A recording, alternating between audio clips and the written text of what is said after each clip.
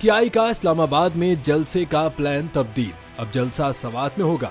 पाकिस्तान तहरीक इंसाफ ने 8 जून को इस्लामाबाद में जलसा न करने का फैसला कर लिया और ऐलान किया कि वफाकी दारुल हुकूमत की जिले इंतजामिया का इजाजतनामा अदालत में चैलेंज किया जाएगा। पीटीआई क़यादत का मुशावरती इजलास हुआ, जिसमें पीटीआई ने इस्लामाबाद इंतजामिया की जानिब से जलसे के लिए रवात का मकाम मुस्तरद कर दिया और एलामिये में कहा गया कि इंतजामिया F9 पार्क, परेड ग्राउंड या तरनोल के मकाम पर जलसे की इजाजत दे।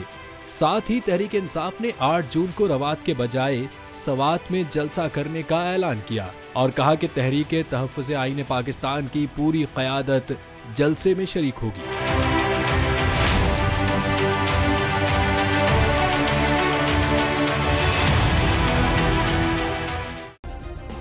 सब्सक्राइब करें और बेल दबाएं ताकि कोई खबर रह न जाए।